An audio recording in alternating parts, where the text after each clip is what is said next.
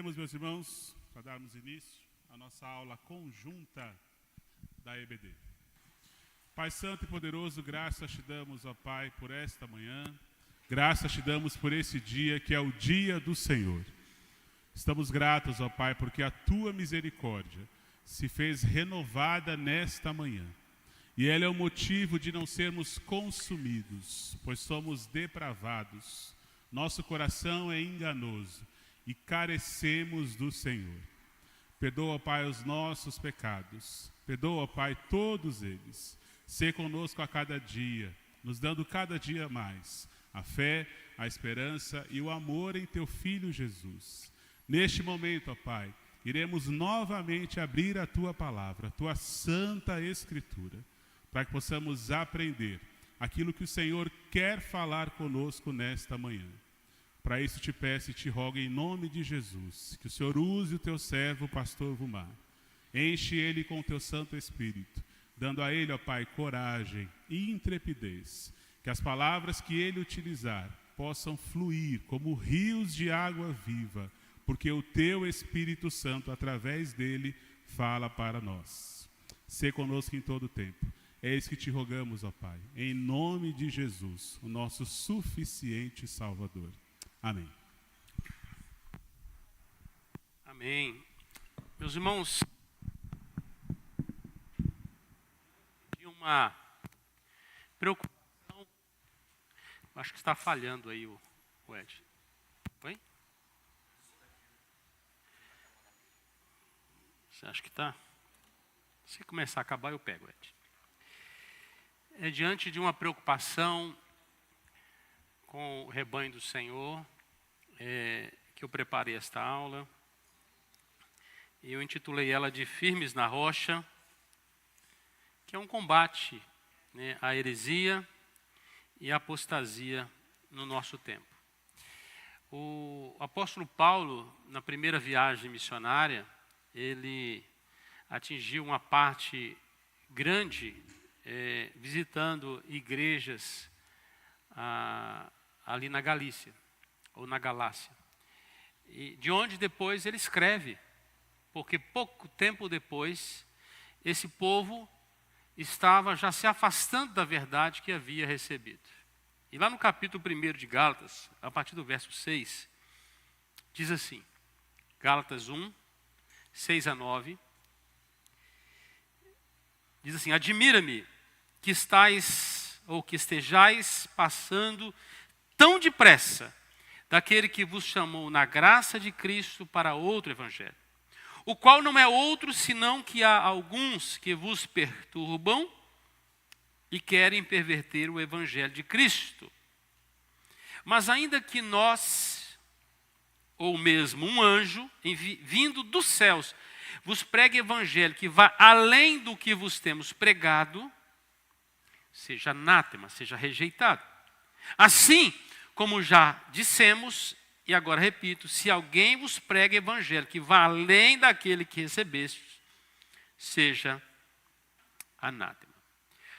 O apóstolo Paulo, quando escreve depois, mais tarde aos Coríntios, lá no capítulo 15, verso 33, ele diz, não vos enganeis, as más conversações corrompem os bons costumes. As más conversações corrompem os bons costumes. É possível que você esteja dentro de algum grupo de WhatsApp ou do Telegram, ou participando de alguma outra rede social, onde há conversas sobre doutrinas, né, sobre religião, sobre política, sobre ideologias, sobre pescaria, sobre compras e todas as outras coisas. É possível. Muitos de nós estamos. E nem tudo que nós conversamos nesses grupos, ou em rodas, né, quer dizer que a gente está conversando concernente à verdade.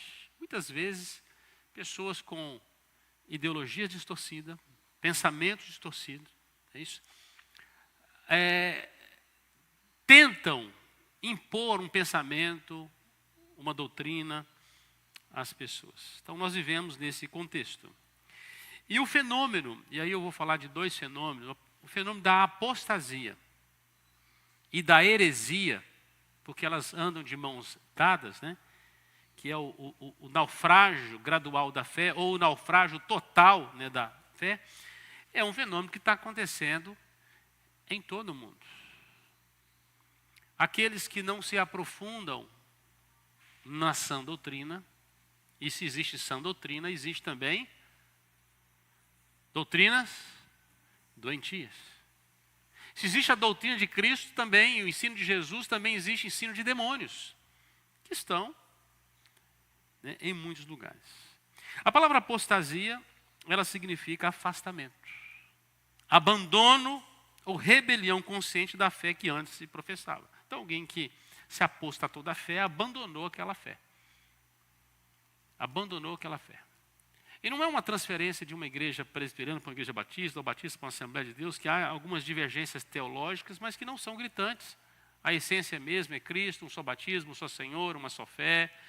Não há objeto de idolatria, não há outros mediadores que não seja Cristo. Não estou dizendo essa mudança. Estou dizendo quando você larga a fé bíblica, né, para qualquer outra ou nenhuma fé. Já a heresia, diferente, a heresia não é abandonar a fé, é distorcer a verdade. A heresia é distorcer a palavra de Deus, né? Se a apostasia é a rejeição total do Evangelho, muitas vezes como estágio final, após se dar ouvidos a ensinos enganosos, a heresias, produz depois o que? A apostasia, resultado. Então, eu queria que você diferenciasse na sua mente, primeiro, né, o que é heresia, que é distorcer a verdade. Satanás chegou e disse, não é bem assim que Deus disse. Ele relativizou. Então, o pai do relativismo é o diabo, o enganador. Ele que ensina e que distorce a verdade. E todo aquele que obedece ensinos distorcidos está sendo filho dele, filho do diabo. Já a apostasia é a ruptura com a fé, é o abandono da fé, é abandonar de fato a congregação. As Escrituras nos alertam tanto quanto as heresias, quanto a apostasia, como sinal dos últimos dias. E o Senhor Jesus, em seu ministério, falou que muitos abandonariam a fé nesse tempo, se escandalizariam. O apóstolo Paulo foi o que mais, depois de Jesus, falou sobre isso nas suas cartas.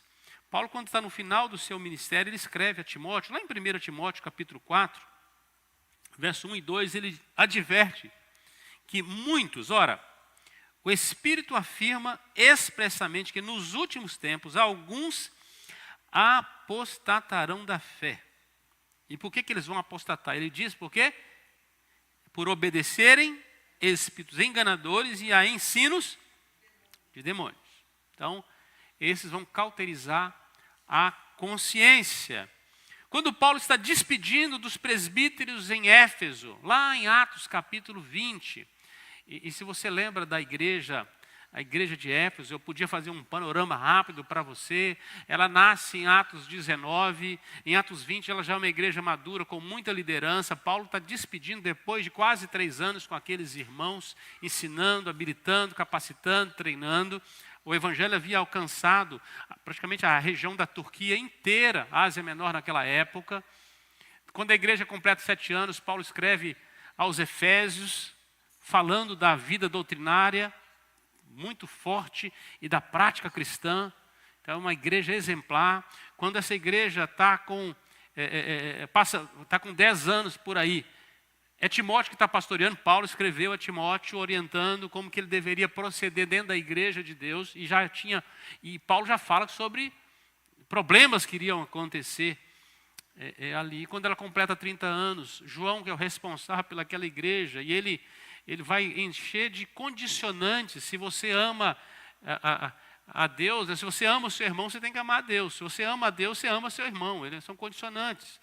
E ele vai trabalhar muitos princípios, e quando ela completa 40 anos de existência, ela recebe um checkmate de Jesus lá no Apocalipse capítulo 2. Bom, esse é o panorama. como é que Paulo faz quando essa igreja nasce 3 anos depois? Ele alerta essa igreja na despedida dos presbíteros. Atos 20, a partir do verso 28. Ele diz assim: atendei por vós e por todo o rebanho sobre o qual o Espírito Santo vos constituiu, bispos, e aqui a palavra bispo, presbítero, ancião, pastor, Paulo usa concomitantemente, está falando da mesma coisa. Para pastorear a igreja de Deus, a qual ele comprou com seu próprio sangue. Esse é o papel dos líderes. Pastorear. E ele vai dizer assim, ó: eu sei que depois da minha partida, entre vós o quê? Penetrarão lobos vorazes, que não pouparão o rebanho. O lobo vem de fora. Ok? O lobo é um ensino, e são pessoas que vêm de fora para tentar confundir o rebanho, trazendo doutrinas, ensinos e chamando as pessoas para servir a um outro Deus. Lembra do populacho que andava no meio do povo de Israel, lá quando o povo saiu do Egito? Foi o populacho que ficava instigando o povo para voltar para comer melão, alho silvestre e as carnes gordas do Egito, que eles nunca comeram. Só que estava ali no meio, instigando o povo de Deus. Verso 30. E diz assim, ó: e que dentre vós mesmos se levantarão homens falando coisas pervertidas para arrastar discípulos atrás deles. Ou seja, o lobo que vem de fora, mas também tem o de dentro, que vai confundir o rebanho, que vai arrastar discípulos atrás de si mesmo. Não é discípulo de Jesus, é discípulo de certas pessoas. Portanto, a ordem para os líderes da igreja, Paulo está dizendo: vigiai. Vigilância é não durma. Bíblia e oração. Mantenha, olhar nas escrituras, comparando tudo. Se alguma coisa, corrija rápido. Sejam céleres, como líderes. Lembrando-vos que por 3 anos, noite e dia, não cessei de mostrar com lágrimas a cada um. Ou seja, o apóstolo Paulo foi um pastor sensacional, porque ele alertou o rebanho, alertou os líderes o tempo todo o que iria acontecer. Quando ele escreve para Timóteo, 10 anos depois, estava tudo acontecendo já. Quando João assume a igreja lá com 30 anos de igreja, a igreja estava cheia de falsos líderes já. Problemas gravíssimos.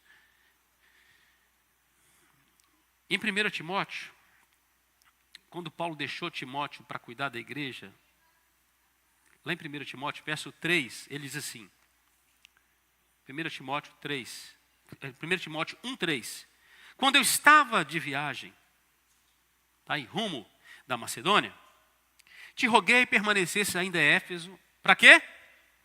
Para admoestares a certas pessoas, a fim de que não ensinem outra doutrina. Ou seja, 10 anos depois estava a gente lá. Verso 18. Este é o dever que te encarrego, ó filho Timóteo, segundo as profecias que de antecipadamente foste objeto. Combate, firmado nela, o bom combate, mantendo que a fé e boa consciência. Por quê? Porquanto alguns, tendo rejeitado a boa consciência, o que aconteceu? Naufragaram na fé. Então, problemas estavam acontecendo. E aí, Paulo escreve lá no capítulo 2, versos 5 e 6, ele está trabalhando exatamente uma resposta, uma direção, quanto à suficiência de Jesus e das Escrituras. Paulo trabalha no capítulo 3, suficiência da Escritura, e no capítulo 2, suficiência de Cristo. E ele diz, 1 Timóteo 2, 5 e 6, porquanto, vamos juntos? Porquanto há um só Deus, Cristo Jesus, homem, o qual a si mesmo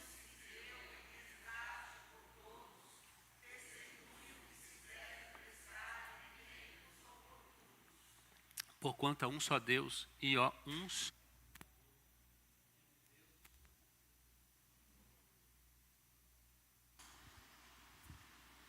Morreu a bateria. Pois bem, há um só Deus e há um só mediador entre Deus e os homens. Paulo está combatendo alguma coisa aqui, você acha? Porque tinha gente introduzindo dentro da igreja outros mediadores ou medianeiros que não era Cristo Jesus. Gente, não foi 300 anos depois que Satanás tentou desviar a igreja da verdade. Desde o princípio. Desde o princípio. Estava ali.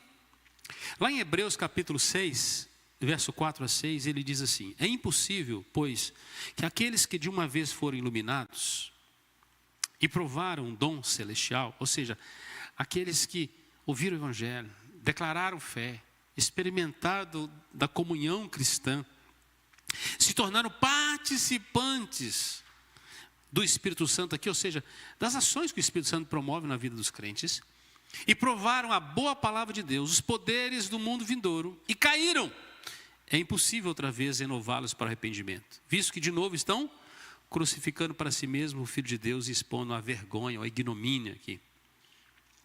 Mais tarde, Judas escreveu uma pequena carta, e ela não era uma carta de palha, poderosa, penúltimo livro da Bíblia, verso 3 e 4, ele diz assim: amados, quando empregava toda a diligência, ou seja, ele teve muito trabalho para fazer isso aqui, concentração, em escrever-vos acerca da nossa comum salvação. E comum salvação, ele está falando da fé genuína em Cristo Jesus, que era comum a todas as igrejas da época. Foi que me senti obrigado a corresponder-me convosco, exortando-vos a batalhardes também, o quê? Diligentemente, pela fé que uma vez por todas foi entregue aos santos. Nós precisamos fazer apologia, defesa da fé. Nós não podemos deixar ensinos errados entrar na igreja. Ele está dizendo: pois certos indivíduos se introduziram com dissimulação, os quais desde muito foram antecipadamente pronunciados para esta condenação. Homens ímpios que transformam em libertinagem a graça do nosso Deus e negam o nosso único soberano e Senhor, Jesus Cristo. Ou seja, a apostasia, heresia, é uma coisa que a igreja vem enfrentando desde os primórdios. E a apostasia é esse processo gradual de afastamento da verdade de Deus. E a apostasia, ela é resultado da junção das próprias doutrinas erradas, ensinos errados, do entendimento errado da Escritura. Então, este processo, raramente ele é súbito. Igual, fulano teve uma morte súbita. Um infarto súbito. Quantos anos ele tem? 60 anos. Não foi súbito, não. Demorou 60 anos. Foi armando, né? Quantas picanhas, quanta gordura vegetal o sujeito comeu na margarina, nos biscoitos recheados, não é isso? Aí, de repente, como um bote. Não. A diabetes, você conquista ela a vida inteira. Excedendo no açúcar, não queimando calorias, não é isso? Pois bem, a apostasia também é isso. Ela é gradual, né? Ela segue sempre um padrão. E aí eu separei 5 aqui. Primeiro, negligência espiritual. É quando você abandona a vida de oração, abandona a leitura diária da palavra de Deus e a meditação das Escrituras, abandona a comunhão com os crentes, porque os dons do Espírito Santo vão edificando você, e irmãos nos confrontam, nos discipulam, nos encorajam, nos exortam, nos admoestam, nos ensinam. Preservação é no meio do corpo, é no meio do povo. Então, quando nós somos negligentes. Segundo, quando há esfriamento do amor e do fervor, Jesus havia anunciado que no final o amor se esfriaria de quase todos. Quando a fé cristã, ela não é evidenciada na sua vida ou na vida de outro irmão pelo amor genuíno, tem uma coisa errada. O que me assusta mas não me engana, são pessoas que são extremamente habilidosas, conhecedoras às vezes das Escrituras e de muitas filosofias e doutrinas, respondem, têm boa oratória, têm tudo, mas o coração é frio, não há fervor, não há vigor. É cabeça grande, o corpo é pequeno. Hidrocefalia espiritual. A pessoa não responde, não tem um coração queimando pela obra de Deus. É melhor conhecer só João 3,16 e vivê-lo do que conhecendo as Escrituras inteiras, mas não amar a Deus sobre todas as coisas. Falta amor, falta o essencial, amor, fé e esperança. Terceiro, quando há relativização da verdade e do pecado. São duas coisas que muitas vezes nós vemos acontecer. E o primeiro, como diz o pai do relativismo, é o diabo, né? O que era erro bíblico passa a ser a questão de interpretação agora. Ou conveniência, né, cultural. Quando o pecado não tem nome de pecado mais. Eu brinco, a nossa geração não pede perdão mais, ela pede desculpa. Ela se desculpa. Ela não se arrepende. Ela se cauteriza pela dificuldade de se quebrar, de se quebrantar, de reconhecer o erro.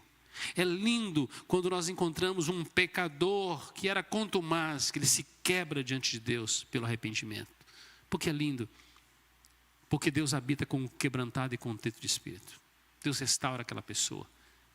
E às vezes o passado dele era de dor, mas o futuro é glorioso, o presente é lindo. Porque Jesus fez uma obra maravilhosa na vida dele, ele é diferente. Mas quando nós relativizamos o pecado ou a verdade, é quando a verdade é verdade na esquina, mas não é aqui. Não é bem assim. Aí você já escutou que foi Satanás que foi o primeiro a dizer isso, não é isso? Não é bem assim que Deus disse. Tem gente querendo atualizar a Bíblia. Tem gente que quer ser mais atualizado do que a igreja por 20 séculos. Quando você acha que começou as pessoas a não batizar crianças? Isso tem 300 anos. O que era normal de um pai? Introduzir o filho na aliança. Aí de repente começou um grupo, e eles são mais originais do que Cristo, do que os apóstolos que batizaram. Aí o sujeito chega na igreja com dificuldade para entender o que é o Pedro batismo, batismo infantil. Ou desobedece. Não entendeu que você não pode consagrar, né, a Deus e aos demônios, a ter duas relações, a viver uma fé animista. Lá na África é muito comum. O marido chega em casa e fala com a mulher: sou melhor que você agora. Por quê? Porque agora eu tenho Jesus. Amém. Jesus, porque eu sou feiticeiro, eu sou islâmico e eu sou cristão. Você só é duas coisas, eu sou três, eu sou maior que você. E confundiu as coisas.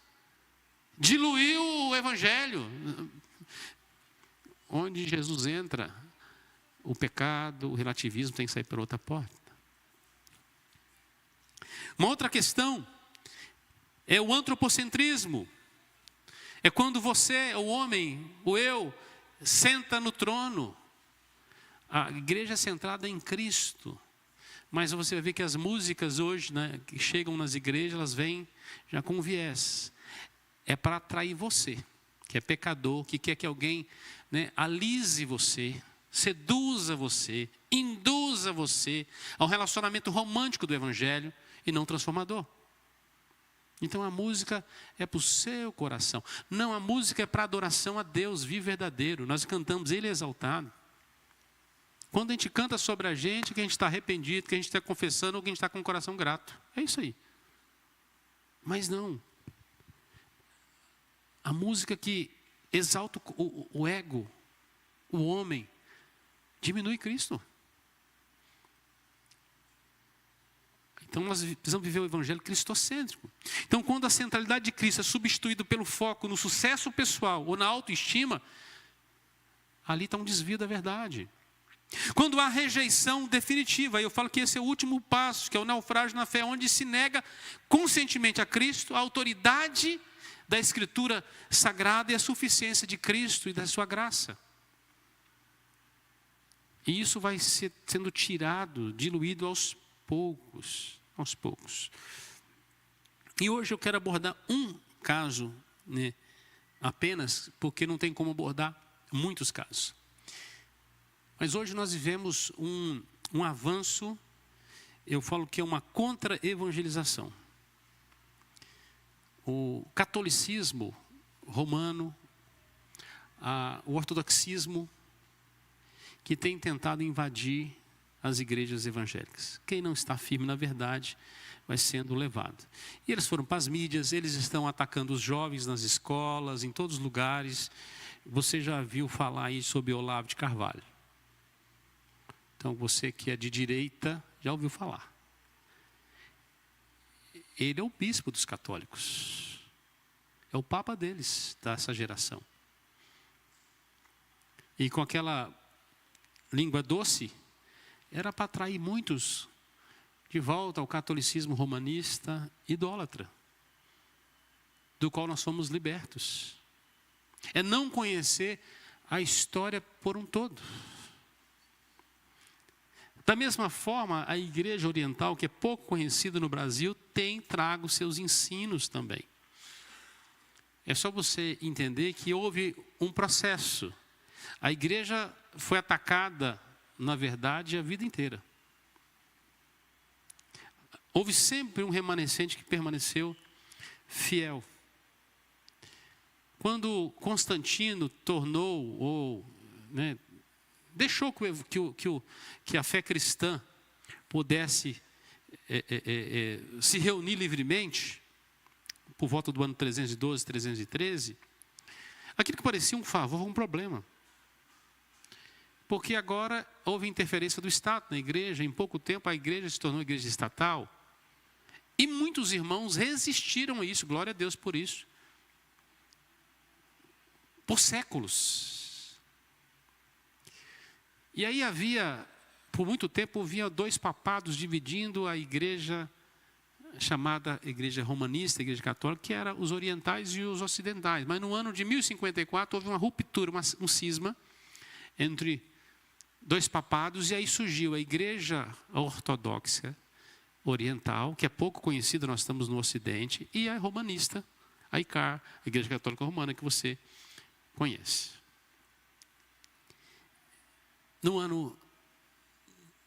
Em 1517, a reforma protestante acontece.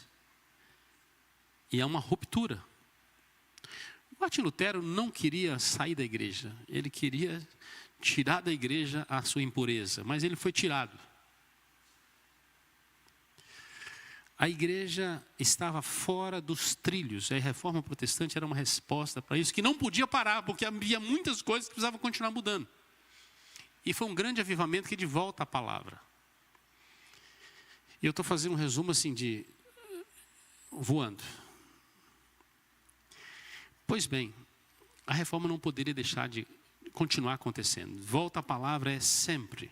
A Escritura precisa ser o centro de tudo. Então, a reforma protestante não foi um desvio do catolicismo.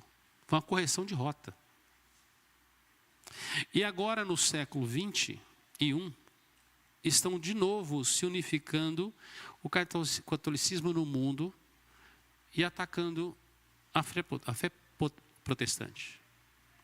E aqueles que não estão arraigados, fortalecidos doutrinariamente, vão beber das suas heresias e vão naufragar na fé. E tem acontecido com alguns. Nós temos visto pastores recentemente, seminaristas, presbíteros, líderes e membros abraçando o catolicismo romanista na nossa geração. E isto é um sinal de alerta de que eles não estão conhecendo a verdade, e nosso dever como cristão é estudar a verdade bíblica, ensinar a verdade bíblica e confrontar o erro. Então, é preciso discernir entre a tradição humana e a revelação divina. Algo que é muito comum, seja na ortodoxa ou na igreja oriental ou na igreja ocidental católica, é a tradição acima das Escrituras. Eu enumerei aqui, né, alguns desvios de fé que nós cristãos reformados em todo o mundo consideramos muito graves e que está sendo exatamente a tônica de ataque desses movimentos à fé cristã reformada ou à fé evangélica. Primeiro, a tradição acima da Escritura Sagrada, da sola Escritura. A ortodoxia, e eu não estou falando da ortodoxia, aquela que quando a gente fala sobre ortodoxia e ortopraxia, doutrina e prática. Não, não é isso. Ortodoxia, a igreja ortodoxa, os seus ensinos. E ela já se dividiu muitas vezes, tá? Existem vários movimentos, mas essas doutrinas, as heresias são as mesmas, tá? Você vai encontrar numa e na outra, né? Ela ensina a tradição. A tradição são os concílios, os ensinos da patrística, dos pais, né, pós-apóstolos, e o sistema litúrgico. Para elas, isso está acima das Escrituras. Inclusive, os romanistas dizem que a igreja está acima da Bíblia, porque é a igreja que doou a Bíblia. Na verdade, a igreja só existe por causa das Escrituras. O verbo se fez carne e habitou entre nós cheio. É por causa do verbo, do Logos é que a igreja existe. Ele edifica a igreja. É Ele que dá dons à igreja. Não é a igreja que alimenta Cristo, é Cristo que alimenta, né, a igreja. É uma fé que faz o poste mijar no cachorro. Mas é isso mesmo. É o que eles creem. Ensinam que a tradição possui autoridade igual à das Escrituras, alegando que a Bíblia é produto da tradição. Mas para nós cristãos bíblicos, reformados, todo mundo, a Escritura é a única regra infalível de fé e prática, capaz de julgar todas as tradições. E as Escrituras, de tudo emana a Escritura. A primeira aula da classe de princípios, você estudou as Escrituras Sagradas. Se a Bíblia não for suficiente, única e suficiente, autoridade, infalível, inerrante, palavra de Deus, a nossa fé é vã. É vã. Então, o primeiro erro grave da ortodoxa é esse, e dos humanistas. Segundo, eles chamam de divinização. O termo é teoses, versus a nossa justificação. Nós temos duas doutrinas conflitantes aqui. Para os ortodoxos, né, o crente ele passa por um processo de divinização, um processo cooperativo e gradual. Então ele vai melhorando. E nesse pacote eles incluem um semi-purgatório. Os romanistas têm o purgatório, que mesmo depois da morte o cara continua melhorando. Que nós não encontramos respaldo nenhum nas Escrituras Sagradas. E com isso eles negam uma doutrina básica da reforma. Inclusive, o versículo capilar da reforma protestante é: o justo é a justificação pela fé. Justificação pela fé somente, não por obras, não é pelo que pratica, não é porque eu melhorei como pessoa que eu vou ser salvo. Não existe uma divinização, é a obra de Cristo aplicada. Eu creio que o que Cristo fez foi por mim, mesmo sendo pecador. Então não é uma santificação gradual, é uma declaração justa. A gente fala que é um ato forense, a justificação é uma obra, né, direta. A santificação é decorrente da justificação. Uma vez salvos, nós desenvolvemos nossa salvação, Paulo vai dizer, em santificação. Se você foi de fato justificado, você quer se limpar. Você quer viver uma vida mais santa. Por isso, torne aquele que está limpo a se limpar mais ainda. A Bíblia fala sobre isso. A se purificar ainda mais.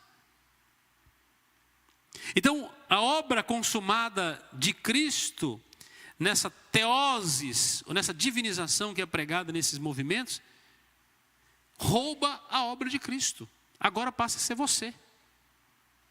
Se você melhorar bastante, você vai para o céu. Se você não melhorar, e é possível, eles creem que você pode interceder pelo sujeito depois, para ele melhorar depois de morto ainda. aí a coisa piora, não é isso? Terceiro, o que eles chamam de sinergismo, né, na salvação. Eles rejeitam a graça irresistível.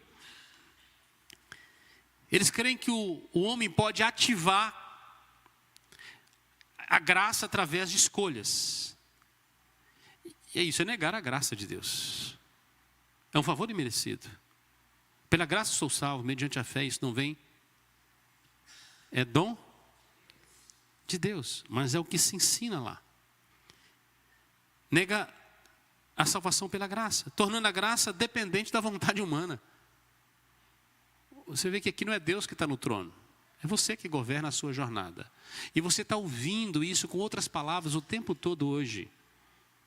Esses ensinos através de youtubers o tempo todo, com outras palavras. Mas é exatamente essa doutrina. Quarto, o que eles chamam lá de iconodulia, ou veneração de ícones. Quem são os ícones? São apóstolos, pessoas, as Madre Teresa de Calcutá, crentes que tiveram Domingos Vieira Costa, Eucias Alves de Melo, Roberto Brasileiro. Quando você coloca e personifica e venera pessoas que viveram ou que vivem entre nós de uma maneira santa, e você agora faz desse crente, né, um mediador. Então, duas coisas aqui, eu juntei as duas nesta fala aqui. Uma é essa veneração dos ícones, e a outra é a elevação de Maria como intercessora suprema, toda santa. E eu não sei se você viu, teve uma roupagem religiosa nas últimas décadas, principalmente nos últimos 10 anos, sobre o culto a Maria. Colocando aquela que foi virgem até o nascimento de Jesus, quando nasceu os irmãos, ela deixou de ser virgem, ela teve relação sexual com José, sim, e certamente, muitas vezes, nasceu filhos, tem irmãos de Jesus que escreveu a Escritura também, você sabia disso? Pois bem, eles negam, para eles, ela morreu virgem. Não, foi. Então, eles transferem agora para a criatura aquilo que era do Criador. E a confiança única de mediador em Cristo, agora para outros mediadores ou medianeiros. Para eles você pode orar por esses. Os católicos romanos fazem imagem de escultura. Os ortodoxos têm também, mas eles veneram retratos, fotos, imagens, vitrais, objetos dos ícones. Oram para esses conversar com Deus. Negam o sacrifício de Cristo, único mediador. Mas como o brasileiro gosta de um fetiche, gosta de símbolos, gosta do misticismo, gosta de objetos, gosta de sal grosso, gosta de ter algo materializado para carregar, prostrar e adorar, está fazendo sentido para alguns. Aquilo que é antibíblico. Adorar, carrega um crucifixo no peito, mesmo sem o Cristo pendurado. Nós não carregamos. Nós somos cristãos reformados, não carregamos. O Cristo morreu. Por que você não anda também com a sepultura pregada, aberta no peito, pendurado? Ela é a obra complementar aí, não é isso? E perfeita. O túmulo vazio. Pois bem, objetos. E sempre assim, tem uma visão romântica, contrária aos ensinos bíblicos sobre idolatria, mariolatria, iconolatria e por aí vai. Então, os ícones, né? Adorar imagens. Colocar um outro mediador que não seja Cristo. 5. Pecado original. Eles negam a imputação de culpa de Adão à raça humana. Para eles, cada um se virou. Ou seja, a ortodoxia minimiza a necessidade de uma regeneração radical, vendo o homem como apenas doente e não espiritualmente morto. Mas o que Paulo escreve aos Efésios capítulo 2, verso 1? Ele vos deu vida, estando vós mortos em vossos delitos e pecados. O homem está desesperadamente corrompido. Paulo escreveu um capítulo inteiro para falar da corrupção humana aos romanos. Degradação total. E a degradação, ele vai mencionando ali que trocou aquele que adorava o Criador, adorando a criatura. O resultado é que Deus entregou o homem a tais práticas que está se destruindo por si mesmo. Capítulo 1, a partir do verso 18 de Romanos.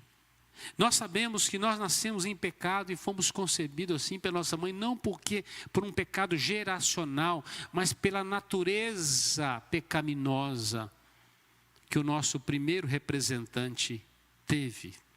Adão pecou, toda a raça peca com ele.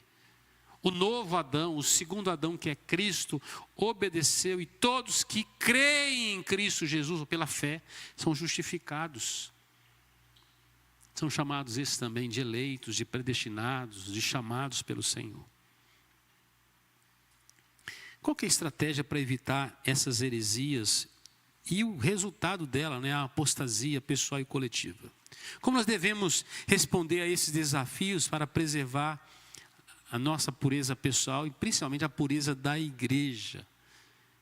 Evitar que outras pessoas ou que outros irmãos vão se apostatando da verdadeira fé. Nós precisamos de vigilância espiritual. Nós precisamos de ensino, compromisso doutrinário, comunhão ativa. Por que você acha que a igreja escreveu as confissões, foram escritas, os catecismos? Foi para manter registrados os princípios doutrinários que são inegociáveis. Inegociáveis. É a verdade das Escrituras. É para não criar novas interpretações a todo tempo. Não deixar na criatividade humana. Mas para estar sempre a igreja ensinando aquilo que é essencial à vida da igreja. Quando você chega para a Igreja Presbiteriana do Brasil, nós ensinamos na classe de princípios as principais doutrinas bíblicas, solidificar a sua fé, você ter uma referência, você não ser inflado para qualquer lado, por qualquer vento. Sabendo que a apostasia é um processo gradual. E para você não cair nisso, você precisa fortalecer algumas áreas da sua vida cristã. E aqui estão alguns caminhos fundamentais, apresentados aqui para te fortalecer. Primeiro, você precisa permanecer na palavra. Isso é básico. Estudo consistente das Escrituras, profundos, é a principal defesa contra as distorções doutrinárias. Conheça o original. Se você conhece o original, o verdadeiro, aquilo que não é verdadeiro, é falso. Paulo diz assim, olha, vocês estão passando muito depressa, falou para os Gálatas. Se alguém ensinar, ainda que seja um anjo, o que Paulo estava dizendo? Olha, alguém que vai vir em nome de Deus, vai ter uma áurea para falar. Ensina uma outra coisa. É como se Deus tivesse mudado de ideia. Mudou a regra agora. Agora a doutrina não é essa, agora mudou. Uma nova doutrina, uma novidade. Eu viro e mexo, eu pego uns crentes que descobriram a roda. Só que eu tenho 48 bem vividos, graças a Deus. E eu vou escutando umas histórias, eu falo, não estou acreditando. É desse povo que cai naqueles de golpe de internet, do WhatsApp, só pode ser.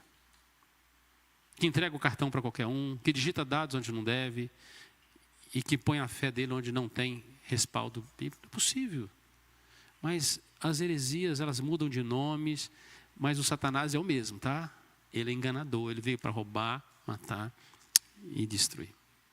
E ele não quer que você permaneça na verdade. Então, quando você tem um conhecimento superficial das doutrinas bíblicas, é muito mais fácil de você aceitar os desvios, heresias e abandonar a fé. Faltou fundamento, faltou convicção. Eu sou o que eu creio. Eu sou o que eu creio. Nós vamos solidificar. Crente precisa de doutrina bíblica. Precisa aprofundar nas Escrituras. É como se eu dissesse para você, você precisa se alimentar. Senão você vai ficar desnutrido, vai morrer. Você precisa respirar, senão você morre. Você precisa se hidratar, senão você vai morrer desidratado.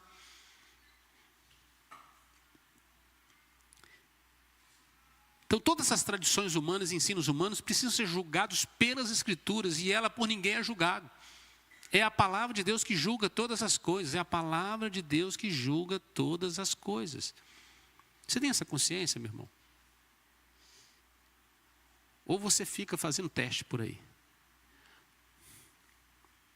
Segundo, você precisa cultivar uma vida de oração. A intimidade com Deus através da oração mantém o coração alinhado à vontade de Deus. E vai ajudar você a discernir espíritos enganadores, ensinos enganadores. Quem tem uma vida piedosa de oração, não cai no conto do vigário.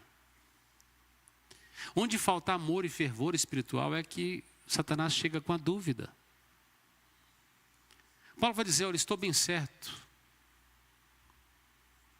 que ele vai guardar meu depósito naquele dia. Convicção. Plena certeza. Você precisa estar bem firmado. Então, diante das pressões culturais, comunhão íntima com o Senhor, não se torne apenas um religioso, seja alguém transformado, alguém quebrantado, piedoso. Terceiro, mantenha comunhão cristã saudável. E existe comunhão que não é saudável. Não existe pacto entre luz e trevas. Em quem não crê na palavra do Senhor, as más conversações corrompem. Então, o isolamento espiritual aumenta a vulnerabilidade do erro. Viver em comunidade é um lugar de segurança, prestação de contas, encorajamento mútuo, cuidado pastoral, são essenciais para a perseverança dos santos. Então, eu preciso congregar, eu preciso participar da escola bíblica, eu preciso estar com os irmãos, eu preciso participar da célula, eu preciso viver a vida cristã. Tem gente que se isola. Eu vou ser um pesquisador anônimo. Eu vou viver uma vida autônoma. Não existe autonomia no reino. Existe dependência, codependência, interdependência. É assim que funciona. Quarto, exercício de discernimento doutrinário. Devemos adotar a atitude de Bereano. Tudo comparar com as Escrituras. Se a gente viu que tem um ensino que está um pouquinho distorcido, procure liderança, procure gente que está mais firmado que você para te ajudar. Não se aventure. O diabo vem com aquela voz doce, né, para enredar. Então, para você rejeitar, você precisa entender que há muita coisa que é ensinada como relativização da verdade ou do erro, do pecado. Quando a pessoa começa a dizer, não é bem assim. Quem disse que isso é pecado? Tem alguém que está soprando isso. Se for seu coração, você precisa se arrepender. Mas se tem gente que está trazendo esses ensinos para você, você tem que repreender essa pessoa e se afastar. Se afastar. A sedução, a tentação, a gente, foge. Provação a gente passa pela prova, mas as tentações a gente foge.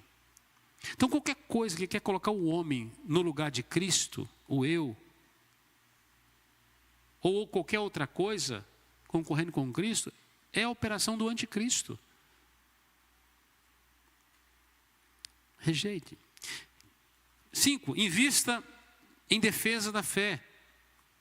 Para lidar com dúvidas intelectuais, né, você precisa fortalecer sua fé na fé cristã. Então, procure pessoas muito preparadas. Existe dentro da igreja para te ajudar. Se você tem dúvidas. Eu fico feliz quando jovens se reúnem para tirar dúvidas, querem estudar mais a palavra, querem conhecer mais. Quando as pessoas têm a humildade intelectual de aprender. Eu pago 2, 3 congressos num ano que eu vou, porque eu quero continuar aprendendo. Humildade de sentar, ouvir, crescer, ser confrontado. Então, para você não naufragar na fé, você precisa encontrar respostas sólidas para os seus questionamentos.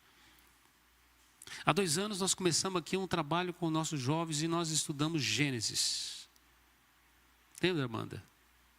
Porque eles estavam indo para a faculdade, onde ia questionar a criação, a obra da criação, a imagem de Deus. É lá que se desfigura toda a identidade. Ensinos de demônios estão espalhados nas escolas desde o berço hoje. Hoje você manda sua criança para o berçário, lá na escola já tem. Desde o maternal, já tem. Professores que ensinam e falam ainda que estão fazendo. Professores que querem apresentar o marido dele, né? O cara é homem, mas tem um marido, ou é esposa de alguém do mesmo sexo, e quer os meninos lá. Olha que bonito, isso aqui é minha foto do meu, está ensinando. Para as crianças acharem que é normal, aquilo que é uma aberração diante de Deus. Eu estou dando um exemplo, mas tantas coisas que vai relativizando e vai destruindo a mente das pessoas. Precisamos das Escrituras. Sexto, vigilância contra o endurecimento do coração. O autoexame constante é necessário para evitar negligência espiritual. As pessoas começam a abandonar doutrinas básicas quando o coração está frio, duro.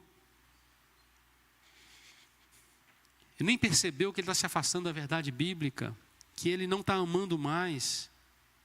Paulo exortou Timóteo, olha, cuida de ti e da doutrina. Ou seja, mantenha um pé bem firmado aí, cara. Vão tentar primeiro levar você. Se levar você, leva o rebanho todo. Por fim, firmeza na esperança de vida eterna, manter o foco na promessa de vida eterna, é isso que nós precisamos caminhar. As tentações desse mundo oferecem soluções passageiras e temporais. A Escritura nos oferece aquilo que é alicerçado e eterno. Então, a maneira da gente se proteger é vivendo a firmeza da esperança de vida eterna. Os apóstolos enfrentaram ensinos terríveis na geração deles. As 7 igrejas do Apocalipse têm repreensões contra vários princípios de falsos ensinos, doutrinas de Balaão, ensinos de Jezabel. Estava tudo ali. Igreja que abandonou o primeiro amor. Éfeso. Perdeu o fervor, a alegria de estar na presença do Senhor.